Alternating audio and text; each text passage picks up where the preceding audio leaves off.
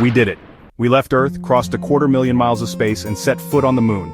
For millennia, the moon was untouchable, a distant, silent god in the sky. Then, in a flash of ambition, we were there. We walked, planted a flag, and brought back pieces to study. It was a moment that united the planet, a testament to what humanity could achieve. And then, we stopped. After 6 missions and 12 astronauts, the Apollo program ended. The last boot print was left in 1972 by Eugene Cernan, who promised we'd return. But for over 50 years, no human has gone beyond low Earth orbit. Why did we abandon the greatest journey in human history? The answer isn't simple. It's a web of politics, economics, and shifting public interest.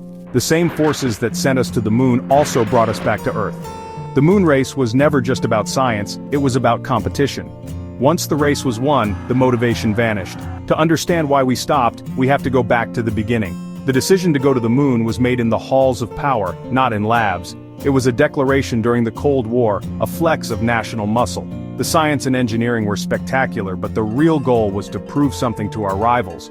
And once that point was made, the political will to continue faded fast. The greatest adventure in history ended not with a bang, but with a quiet retreat. Our journey to the moon began with a beeping satellite, Sputnik. In 1957, the Soviet Union launched Sputnik, igniting a fire under the United States. The Cold War had a new front space. The Soviets racked up firsts. First satellite, first animal, first human in space. America was behind, and it was an existential crisis. President Kennedy needed a bold goal to leapfrog the competition. In 1962, he declared, "We choose to go to the moon, not because it is easy, but because it is hard." The Apollo program was born, a national mobilization of resources and willpower. Hundreds of thousands joined the cause. The goal was clear, the deadline absolute. Apollo's journey was marked by triumph and tragedy, from the Apollo 1 fire to the Apollo 11 landing. Each mission pushed boundaries, building confidence. On July 20, 1969, Neil Armstrong and Buzz Aldrin landed in the Sea of Tranquility. The race was won, but the story didn't end there. Apollo 11's victory was total, but the urgency faded. The public lost interest. Later missions felt like reruns. TV networks stopped live coverage.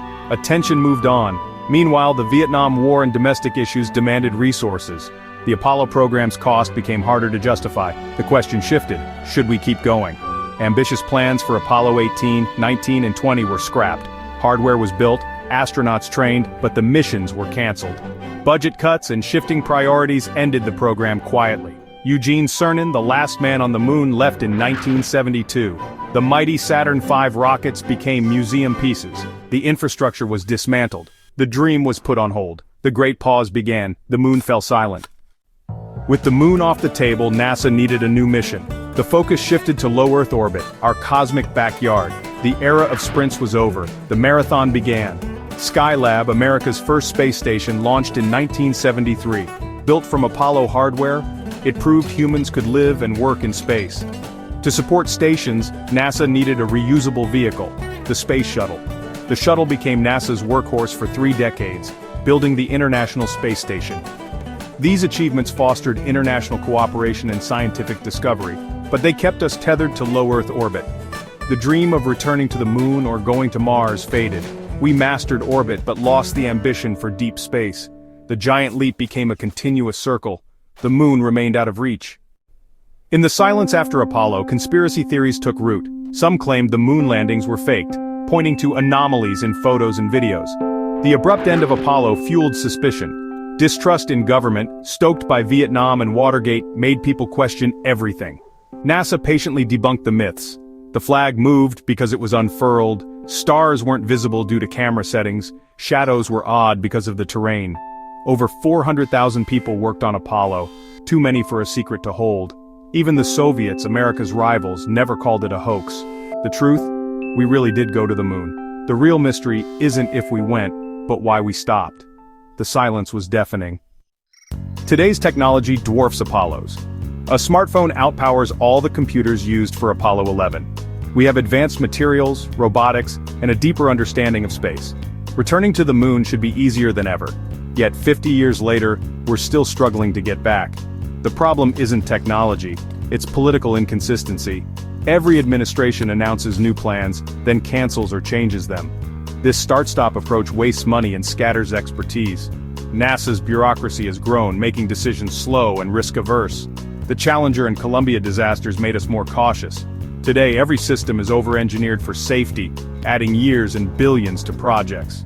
In Apollo's era, risk was accepted, now it's minimized at all costs. Progress slowed, not for lack of ability but for lack of will. The moon remained just out of reach. For decades, the US led space exploration unchallenged, but now China is rising with its own cosmic ambitions. China's space program is methodical, well-funded, and focused on the moon. They've achieved human spaceflight, built their own space station, and landed rovers on Mars.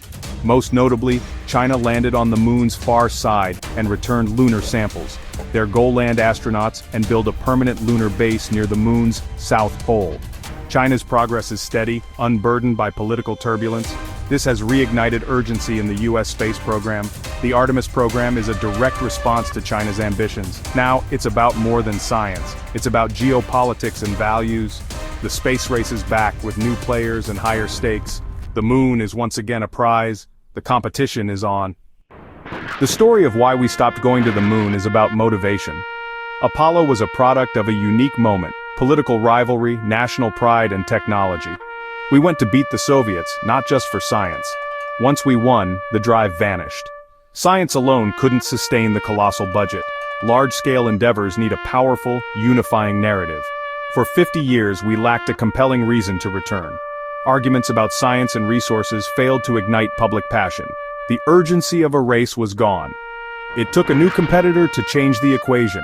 Now, the prospect of another nation on the moon reframes the journey as a race for the future. The why is back. The stakes are higher than ever. Now we stand on the edge of a new lunar era. The Artemis program is moving forward, despite challenges.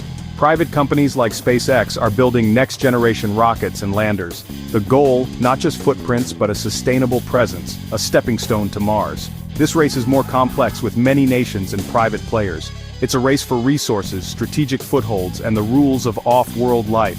The stakes are higher than ever. Will we create a lasting presence?